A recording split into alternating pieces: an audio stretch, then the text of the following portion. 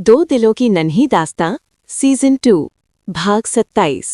एक काले शीशे वाली लग्जरी कार तेजी से रायचंद हाउस से दूर जा रही थी। अंदर बैठे हैं इशिका और युवराज। कार के अंदर सन्नाटा था। युवराज अब भी चुप था, निगाहें नीचे गड़ी थीं। इशिका की उंगलियां उसकी डायमंड ब्रेसलेट से खेल रही थीं, लेकिन आंखें सख्त थीं, जैसे कोई तूफान भीतर पल रहा हो। इशिका धीरे लेकिन ठंडी आग से भरी आवाज में बोली, उस लड़की ने सबके सामने मेरे बेटे को ठुकरा दिया, मेरी ममता का मजाक उड़ाया, और वो अनिरुद्ध रायचंद, वो खुद को समझता क्या है? युवराज धीरे शर्म और गुस्से में बोला, मुझे लगा था आशी टुट हो गई होगी, लेकिन उसने तो सबके सामने। इशिका तेज होकर बोली, युवी, ये सब तुम्हारी कमजोरी का नतीजा है। तुमने उस लड़की को बहुत ज्यादा अहमियत दी और उसने तुम्हें जलील कर दिया। अब समय आ गया है खेल को बदलने का। युवराज संकोच से बोला, मतलब ये कि अभी मामला बहुत नाजुक है, हमें कुछ दिन शांत रहना होगा। जब मामला ठंडा होगा तब शुरू होगा हमारा नया खेल, और उसकी शिकार होगी आशी अनिरुद्ध रायचंद।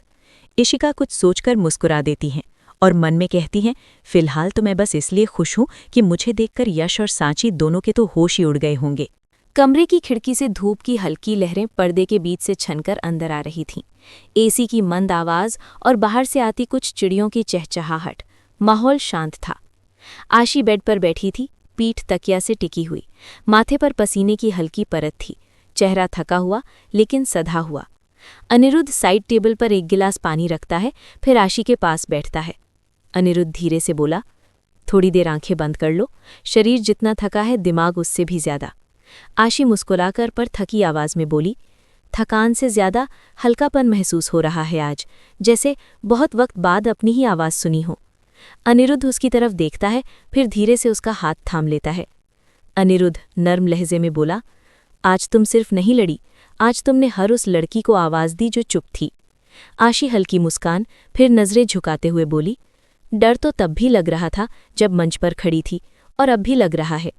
अनिरुद्ध उससे बोला, डर लगना गलत नहीं है आशी, डर होता है तो हम संभलते हैं, लेकिन तुमने आज जिस हिम्मत से खड़े होकर सबका सामना किया, वो मेरी सोच से भी परे था।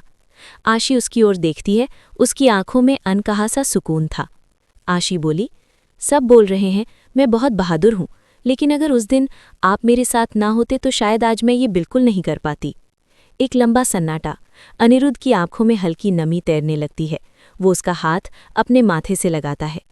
अनिरुद्ध गंभीर स्वर में बोली, मुझे नहीं पता कि मैं अच्छा इंसान हूं या नहीं, लेकिन अगर मेरी मौजूदगी से तुम्हारे बच्चे को, तुम्हें थोड़ी सी भी शांति मिलती है तो बस मुझे और कुछ नहीं चाहिए। आशी का गला भर आता है। वो एक पल के लिए चुप रहती है, फिर हल्की आवाज में बोलती है, मिस्टर रायचंद, क्या आप मुझे सच में हमेशा ऐसे ही थामे रखोगे, जब सब छूट जाए तब भी? अनिरुद्ध उसकी ओर झुकता है, धीरे से उसके माथे पर एक किस देता है। आशी अपनी आंखें बंद कर लेती है। अनिरुद्ध धीरे से बोला, बहुत आत्मीय स्वर में बोला, हर बार जब तुम लड़खड़ाओगी मैं तुम्हें थामूंगा, हर बार जब तुम थकोगी मैं तुम्हारे पास बैठ जाऊंगा, और हर बार जब दुनिया तुमसे मुंह मोड़ेगी मैं तुम्हें अपना नाम नहीं, अपनी छाँव दूंगा। आशी की आंखों से चुपचाप एक आंसू निकलता है। वो धीरे से अनिरुद्ध के सीने से लग जाती है। आशी बहुत धीमे से बोली, मैं बहुत भाग्यशाली हूं कि मेरी जिंदगी में आप आए।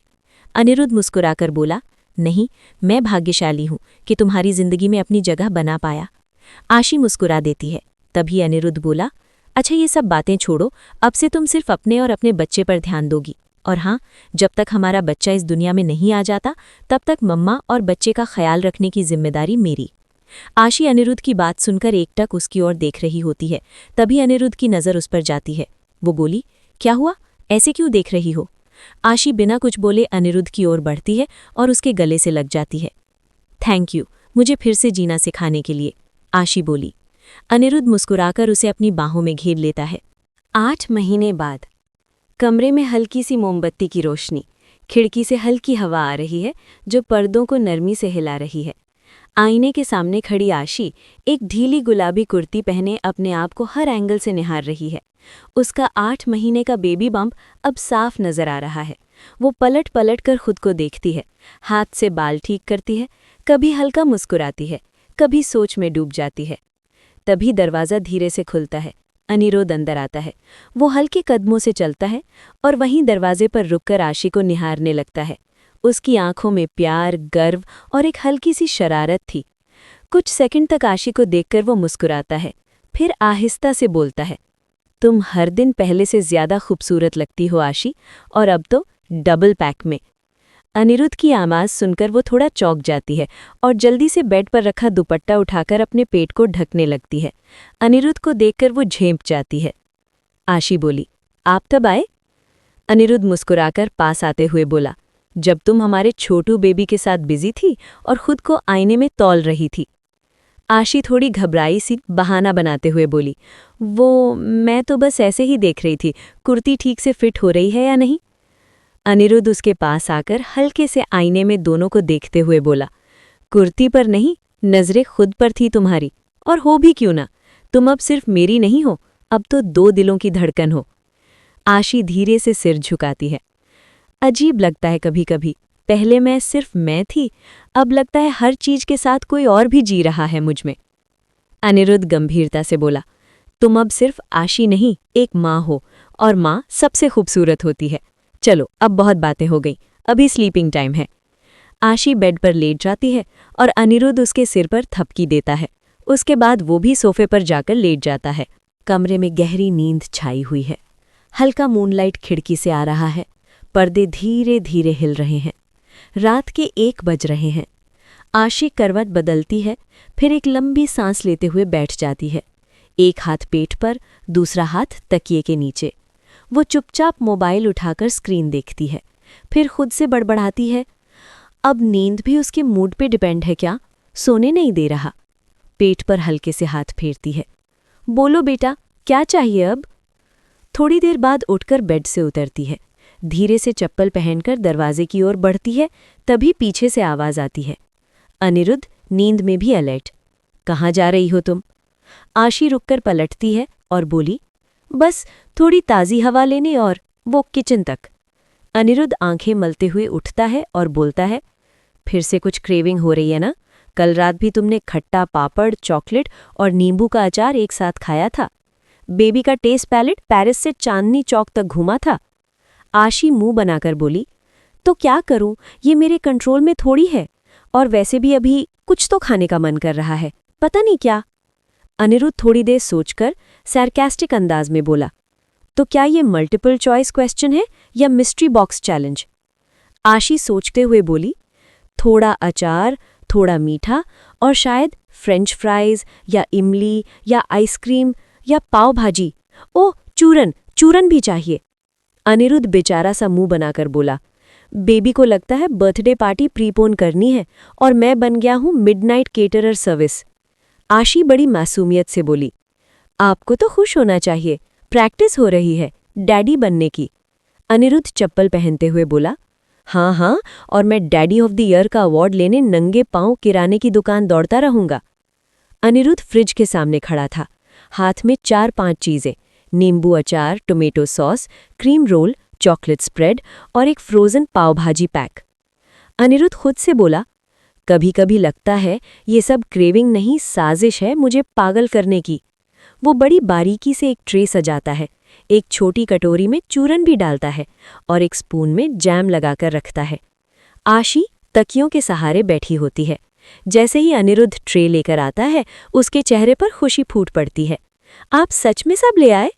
अनिरुद्ध बोला, क्या करूं, डील है, तुम्हारी मुस्कान के लिए मैं आधी रात को भी रसोई मंत्रालय चला जाऊंगा। आशी ट्रे की तरफ देखकर बोली, ओ माय गॉड, ये तो बफे लग रहा है। वो सब देखती है और कुछ सेकंड बाद अचानक कहती है, पर अब कुछ भी नहीं खाना, मूड चला गया, अब तो नींद आ रही है। अनिरुद्ध सन्न होकर बोला, क्या मतलब ये सब जो मैं लेकर आया उसका क्या? आशी कुशन में मुंह छुपाकर हंसते हुए बोली, बेबी की मूड स्विंग है, आप क्या जानो। अनिरुद्ध सिर पकड़कर बैठ जाता है और बोलता है, कल से मैं भी मूड स्विंग में जाऊंगा, daddy mode on, husband of. थोड़ी देर दोनों हंसते हैं, फिर आशी धीरे से उसका हाथ पकड़ती है। आशी नरम होकर बोली, सॉरी, आप थक गए हो ना? अनिरुद्ध उसके हाथ को चूमते हुए बोला, जब तक तुम और छोटू ठीक हो मैं थकना भूल जाता हूं, और वैसे भी शरारत से इतना ट्रायल रन तो होना चाहिए, डिलीवरी के बाद तो असली एक्शन शुरू होगा। आशी हंसते हुए बोली, तब आप डायपर चेंज करोगे? अनिरुद्ध ड्रामा करते हुए बोला, हाँ, अगर छोटू मुझसे प्लीज पापा कहकर बोले तो सोचूंगा। दोनों ठहाका मारकर हंसते हैं। फिर आशी अनिरुद्ध के कंधे पर हाथ रखकर बैठ जाता है और दोनों हल्की बातचीत करते हुए बेबी के बारे में सपने देखते हैं। गार्डन एरिया को फूलों, रंगीन झालरों और सुनहरे कपड़ों से सजाया गया है। हर तरफ रंग बिरंगे कुशन, मटकी डेकोर और झूले टंगे हैं। मंच के बीचों बीच एक खूबसूरत फूलों से सजा झूला रखा गया है। काजल जी पूजा की थाली सजाते हुए बोली, मम्मी, सारी तैयारियां हो गई है, आप एक बार देख लीजिए, कुछ रह तो नहीं गया। उषा जी देखती है और कहती है, लाल चुनरी, आशी को चुनर ओढ़ानी है ना? तभी काजल बोली, शायद मेरे कमरे में ही रह गई है, मैं अभी लेकर आई। जसवंत जी और यश जी खाने का इंतजाम देख रहे थे। रूम में शिखा आशी को तैयार कर रही थी। हल्की गुलाबी रंग के लहंगे में फूलों का गजरा लगाए, चेहरा खुशी से दमकता हुआ। शिखा उसे देखते हुए बोली, हमारी वुडवी मम्मा बिल्कुल रेडी है। आशी अपनी नज़रें उठाकर खुद को शीशे में देखती है। तभी सांची, जो कि आशी को लेने आई थी, आशी को देखकर उनकी आंखें नम हो गई थी। वो अंदर आकर आशी की ओर देखती है। आशी सांची को देखकर बोली, एंजल मम्मा, हमारी बच्ची बहुत प्यारी लग रही है। सांची अपनी आंखों से काजल लेकर उसके कान के पीछे लगाते हुए बोली, किसी की नज़र ना लगे। आशी हल्का शर्म और घबराते हुए बोली, एंजल मम्मा, मुझे बहुत अजीब महसूस हो रहा है, थोड़ा डर भी लग रहा। सांची उसकी बात पर हल्का सा मुस्कुरा देती है और कहती है, ये स्वाभाविक है बेटा, हर माँ के साथ ऐसा होता है, लेकिन जब आप अपने बच्चे की नन्हे उंगलियों को पहली बार थामोगी ना, तो सारा डर छूमंतर हो जाएगा। सांची हल्के से उसका माथा चूम लेती है और कहती है, नीचे चले, सब इंतजार कर रहे हैं। जैसे ही आशी गार्डन एरिया में आती है, उसकी एंट्री पर गुलाब की पंखुड़ियों की बारिश होती है। सबकी नजरें उसी पर टिक जाती है। कियारा दौड़कर आती है, चाची, आप तो परी लग रही हो। वो आशी का हाथ पकड़ लेती है और धीरे धीरे झूले तक लेकर जाती है। अनिरुद्ध की नजरें आशी पर ही टिकी थी। उषा जी बोली, चलो बेटा, अब रस्म शुरू करते हैं। तभी काजल बोली, अरे मम्मी, रस्म शुरू करने से पहले सभी जेंट्स को बाहर तो भेजिए, लेडीज फंक्शन में भला जेंट्स का क्या काम? काजल की बात सुनकर अंकुर बोला, अरे ये क्या बात हुई भला? भाभी, दिस इज नॉट फेयर, हमारा भी हक बनता है बेबी के फंक्शन में शामिल होने का। तभी शिखा आगे आते हुए बोली, अब रूल्स हैं तो है, आज तक सबने फॉलो किया है, आप सबको भी करनी पड़ेगी। अंकुर अपनी क्लासिक ओवर ड्रामेटिक स्टाइल में हाथ जोड़ते हुए बोला, शिखा जी, इतना अन्याय, हम पर नहीं तो कम से कम बेबी के बाबा पर रहम खाइए। काजल ने आंखें नचाई, बस बस, बहन जी वाला डायलॉग घर छोड़कर आते तो आज झूला झूलने का मौका मिलता। सब हंसते हैं। जसवंत जी, यश जी और सौरभ मुस्कुराते हुए खड़े होते हैं। जसवंत जी बोले, ठीक है भाई, जब लेडीज पार्टी शुरू हो रही है तो हम जेंट्स रिसेशन पर निकलते हैं। चलो यश, एक एक समोसे का हिसाब रखा जाएगा। यश जी मुस्कुराकर बोले, सौरभ, तुम्हारे पापा अब डाइटिंग नहीं कर रहे आज, समझ जाओ। तीनों मुस्कुराते हुए बाहर की ओर निकलते हैं। तभी अंशुमन बोला, मैं तो यहीं रहूंगा, बहन का सगा भाई हूं, मुझे छूट है। शिखा आंख तरेड़ती है और बोली, औरतों की दुनिया में घुसने की छूट नहीं है तुम्हें, चलो चलो। सबका ठहाका गूंजता है। सभी जेंट्स बाहर चले जाते हैं। अब माहौल पूरी तरह से महिलाओं का हो गया है। ढोलक की थाप पर पारंपरिक गीत शुरू होते हैं। महिलाएं गा रही हैं, ओ ढोंड नगाड़े बाजे, बेटा हुए राजा रानी सा। आशी झूले पर बैठी थी। फूलों से ढका झूला हल्के हल्के झूल रहा था। कियारा उसकी साइड में बैठी थी। उषा जी लाल चुनरी ओढ़ाती हैं और हल्दी, चावल और सुपारी से उसकी गोद भरती हैं। काजल और शिखा भी रंग बिरंगे कपड़े, मिठाइयाँ, चूड़ियाँ, मेहंदी की कोन और बेबी टॉयज से उसकी गोद भरती हैं। शिखा बोली, लो भाई, अब इसे कहते हैं मॉडर्न गोद भराई विद ट्रेडिशनल टच। कियारा धीरे से आशी के कान में कहती है, चाची, जब बेबी आएगा ना तो उसे मेरे खिलौने दे दूंगी। आशी कियारा को गले लगाते हुए हंसती है। उसकी आंखों में नमी और मुस्कान दोनों साथ हैं। सांची हाथ में एक जोड़ी चूड़ियां और एक पारंपरिक पायल लेकर आती हैं। सांची बोली, ये आपकी बचपन की चीजें हैं, आपके डैडी ने इन्हें बहुत संभाल कर रखा था और आज हम ये अपनी बेटी को सौंप रहे हैं, ताकि जब भी आप इनकी आवाज सुनो तुम्हें हमेशा अपनों की दुआएं याद रहें। माहौल एकदम भावुक हो जाता है। आशी के आंखों से 2 बूंद आंसू टपकते हैं। वो सांची के गले लग जाती है। अब माहौल हल्का करने के लिए शिखा ताली बजाती है। ठीक है, अब इमोशनल हो चुके हैं सब, तो अब थोड़ा डांस हो जाए। महिलाएं मस्ती भरे डांस में लग जाती हैं। बेनाम सा ये दर्द ठहर क्यों नहीं जाता, जैसे कोई सुंदर सा बैकग्राउंड सॉन्ग हल्का हल्का बजता है। काजल, शिखा और कियारा एक प्यारा सा नाटक नुमा परफॉर्मेंस करते हैं, जिसमें कियारा बेबी बनी है, काजल डॉक्टर और शिखा मम्मी। सब हंसी से लोटपोट हो जाते हैं। रायचंद हाउस का गार्डन। लेडीज फंक्शन चालू है, लेकिन उधर जेंट्स मंडली बाहर कुर्सियों पर बैठे बैठे बोर हो रही है। सौरभ ऊबकर बोला, यार ये क्या सिस्टम है, घर के फंक्शन में हम ही आउटसाइडर हो गए। यश जी मुस्कुराते हैं, बोले, जब शादी में लहंगा उठाकर नाचे थे ना, तभी यही हाल था। जसवंत जी हंसते हैं, बोले, तुम लोग तो बच्चा अभी झूले पे बैठा नहीं उससे पहले बोर हो गए। तभी अंकुर एक आइडिया लेकर खड़ा होता है, उसकी आंखों में वही शैतानी चमक है। ब्रदर्स, क्रांति का समय आ गया है। अगर हमें फंक्शन में घुसना है तो हमें अपना रूप बदलना होगा। अनिरुद्ध आश्चर्य से बोला, क्या मतलब? अंकुर की आंखों में शरारत झलक रही थी और वो सबकी ओर देखकर शरारती मुस्कान देता है। कहानी अभी बाकी है। आगे क्या होगा ये जानने के लिए अगला भाग जरूर देखें। और हाँ, लाइक करो, कमेंट करो और सब्सक्राइब करना मत भूलना। मिलते हैं अगले भाग में, तब तक के लिए बाय बाय।